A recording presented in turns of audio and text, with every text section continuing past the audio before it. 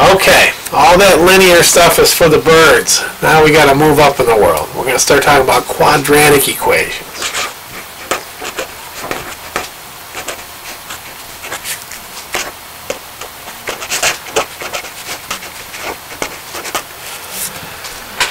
Quadratic equations contain not x anymore, but they contain x squared. Okay? All the linear equations we saw just had x to the first power. Well, a quadratic equation is always going to have x to the second power. Okay? And that's more challenging to solve. Now, fortunately, we're just going to do what I refer to in my algebra classes as the easy quadratics. Okay? So we're not going to do the full-blown. Some of you may remember a little thing called the quadratic formula, or if you've ever had this before, or you may remember something called completing the square. Those are a little more advanced techniques that we can use to solve any old quadratic. Okay, but we're going to be using we're going to be solving ones that fall into the quote-unquote easy category. Okay, so it's relatively simple. All right, here's one. X squared equals 9. Okay? The goal of any equation is solve for x. Well, I've got x squared equals something. I need x equals something. So I have to turn an x squared into an x. Okay, now we've seen before that if I, took the square root of 7 squared, we said the square and the square root annihilate each other and it's just a 7, right? Well, good idea. I'm going to take the square root of both sides. Remember, I can add to both sides, subtract from both sides, multiply both sides, divide both sides. I can square root both sides. Okay? So the square root of x squared is x, and the square root of 9 is 3. Okay? Now, there is a big caveat here in the world of math. Remember, 3 squared equals 9, but negative 3 squared is also equal to 9. So there's really two answers to this question. What is the square root of 9? There's a positive 3 and there's a negative 3. And we oftentimes shorthand it like that and just call it plus or minus 3. I see no indication in your nursing review book that they're worried about the negative solution. So for our purposes, we're just going to do the positive answer. Okay? So the square root of 9 is 3. X equals 3. We're done. One answer. Normally with the quadratic, we're always searching for two answers. Okay? But in our case, we're just going to be searching for one. Okay? And that's it. Okay? So pretty straightforward. Square root both sides. What about this one? X squared equals 49. Take the square root of both sides. X equals 7. It's almost too easy. Woohoo! Okay. What about this one? Now this one I got to do a little extra homework. 4x squared equals 20, let's say. Okay. Well, I need to get x squared all by itself. I got to divide by 4. Divide by 4. So there are some parallels to the equations we've done before. And now I'm going to get x squared equals 5. Okay, I accidentally put a line there. X squared equals 5. Square root both sides. Okay, I'm not going to get a nice pretty answer. The square root of 5 is not pretty. It's some goofball decimal. So I'm just going to leave it as the square root of 5. If you have to turn it into a decimal, turn it into a decimal. But they'll probably want to see the answer that way, as a nice radical. Okay, what about this one? 2x squared minus 5 equals 0. We know how to do this. We did it with linears, except now we just have an x squared. Add 5 to both sides first. 2x squared equals 5. Divide by 2, divide by 2. X squared equals 5 halves. Square root both sides. Now again here, we're not going to take this all the way home. We could just leave it as the square root of 5 halves. Another thing you would learn in an algebra class is that, this is equivalent to radical 5 over radical 2, and I think we actually talked about that here. But one of the things you would learn is that it's frowned upon to have a square root in the denominator like that. So there's a couple other maneuvers we would make to get that square root out of the denominator. Okay, but for our purposes here, we'll call that good. Okay? Alright, so solving these quote-unquote easy quadratics isn't so bad. Okay, we get x squared equals number, and then we square root both sides. Okay, not so bad. Now let's avoid temptation though on this one. You know how hard that is to avoid temptation. Okay, the temptation is, I'll go ahead and do it. The temptation is to, oh, I know how to square that binomial. We talked about that a couple lectures ago. That really means that. And that's a FOIL process. I got it, baby. I got this down. I am down. Okay, here we go. Simplify. And after all this rigmarole, it looks a lot harder than what we started with, doesn't it? And it is a lot harder than what we started with. In order to solve it now, we would really have to bust out the quadratic formula, which we're not going to do in this little crash course. Okay? So we made it harder for ourselves. We didn't want to do any of that legwork. That was a temptation we forgot to resist. I don't have x squared equals number, but I have something squared equals number, don't I? I got a blah blah blah squared equals number. Square root it. Square root it. So now I just have the blah blah blah, whatever it was. And over here, I've just got the square root of 16 is 4. Add 5 to both sides, and all of a sudden, I am done. Okay? Again, we're only looking at the positive root over here in this course. There really are 2 answers to this problem. We're just finding one here. Okay? Alright, sweet. I'm loving it. We might see one like this. It's possible. This is still an easy quadratic.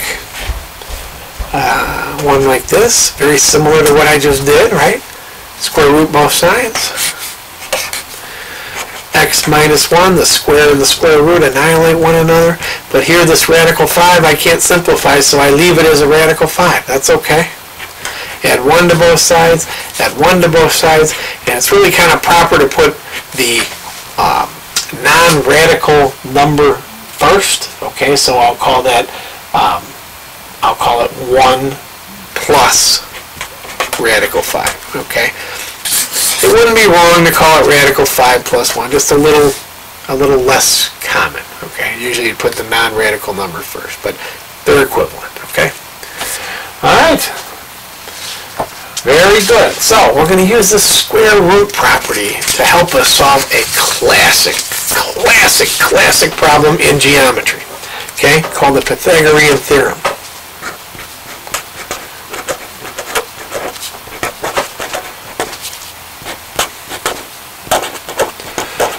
Okay, whenever we deal with what's called a right triangle, and that's a triangle that has a 90-degree angle, we're not going to get too deep into geometry right now. We'll do a little bit more in another video, but a right triangle has a perfect square corner. They usually square it off so you know it's perfectly square there, okay, which is 90 degrees if we're measuring the angles. When we have that case, and I'm going to call this side length A, that side length B, and that side length C. Okay? When we have a right triangle, this relationship always holds. A squared plus B squared equals C squared. It holds every time. And I can use that formula to calculate a missing side. If I know any 2 of those sides, I can calculate the 3rd side. Okay, so it's pretty nice. Alright, now, we might have to play with this formula, though. Right now, let me just turn it around. Right now, if I've got C squared equals A squared plus B squared. Okay? Well, that's great what C squared is, but what is C? What if my unknown is C? How do I find C? That equation there is solved for C squared, not for C. Well, how do I turn a C squared into a C? Square root it. Square root the other side. C equals, now there is no shortcut here. That has to remain like that. The big old square root and A squared plus B squared inside. There's no way to simplify that. Okay, so that's how I would solve for C. Okay? if my unknown side is c. But remember, with their, like we had with those formulas, maybe the unknown side is not going to be c. Maybe it's going to be either a or b. How do I solve for, let's solve for a. Okay, well first I got to subtract away b squared from both sides. So now I've got a squared equals c squared minus b squared. Square root both sides. A equals the square root of c squared minus b squared. So that's how I would solve for a. Okay, I would solve for b in a very similar fashion, right? A squared plus b squared equals c squared. If I'm going to solve for b, first I'm going to subtract the a squared from both sides. Then I'm going to square root both sides, and I'm going to get b equals the square root of c squared minus a squared. Okay, so with those three, I can solve any problem now. Any triangle they throw at me with a missing side, I'm all over it. I can figure it out. Okay, so let's use that to do an example. The example I have in a book here talks about a television screen, and I didn't realize that until I saw this example. But when you buy a TV, you know, and they say it's a so many inches TV screen, they're measuring the diagonal.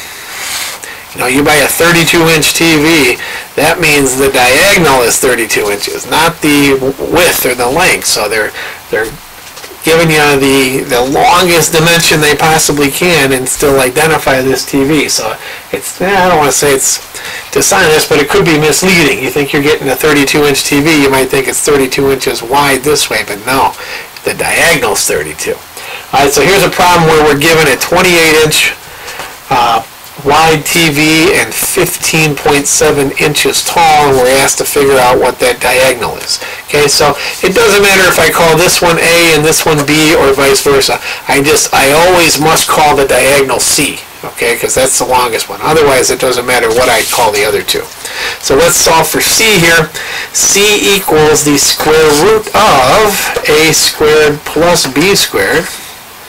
So C equals 28, I'm going to drop the units here, inches squared plus 15.7 inches squared. Okay, so C is going to be, let's see here, what's it going to be? We're probably going to have to round off a little bit here. If I do 28 squared, where's my square button? Come on now, there it is. 784. Plus 15.7 squared. What does that say? 246.49. 246.49. Okay, so C equals, if I add those two numbers together, the 246.49 plus the 784, I'm going to get what? I can't see unless I tip it up. 1030.49. Okay, and then if I take the square root of that number, and there's an easier way to do it than I'm going to do it, but I'm just going to clear it out and take the square root of 1030.49 equals 32.1. Look at that. 32.1, so we would kind of round that off and call it a 32-inch TV. Okay, there we go. So, use of the Pythagorean theorem. Any kind of right triangle. Okay, we can use that formula. There's a classic right triangle is the 3, 4, 5 right triangle. Okay, if one side's 3, the other side's 4, the diagonal is going to be 5. Let's just prove it to ourselves. Let's say we didn't know this side number 4 here, let's say. Okay, so we'll call that one A, that one B, and that one C. So B equaled the square root of C squared minus A squared. So let's pretend we didn't know that B is 4, and let's just see what happens. We're going to get 5 squared minus 3 squared. So b is going to be 25 minus 9, square root of 25 minus 9, which is the square root of 16, which is, of course, a 4. Okay? So it works every time you have a right triangle. It has to be a right triangle.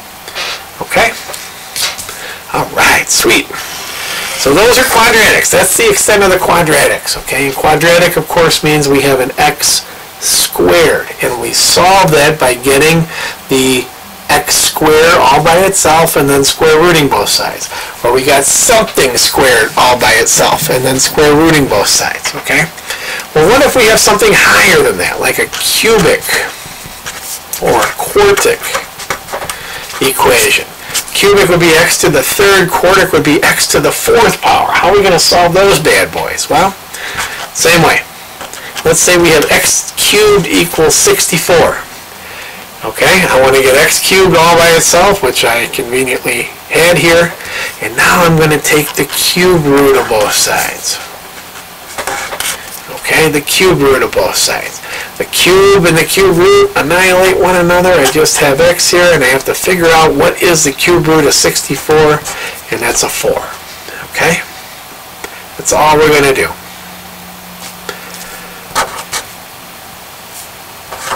Two x cubed equals 16. Sometimes I got to do a little extra homework. Divide by the 2. Divide by the 2. X cubed equals 8. Take the cube root of both sides. X equals 2. Okay? I'm ultimately going to just take the root of both sides, whatever root, whatever power we're talking about here, and then and that's my answer. Okay? Now again, in the world of math, if there's an x cubed, I'm really looking for 3 solutions to this problem. We're only finding 1. Okay?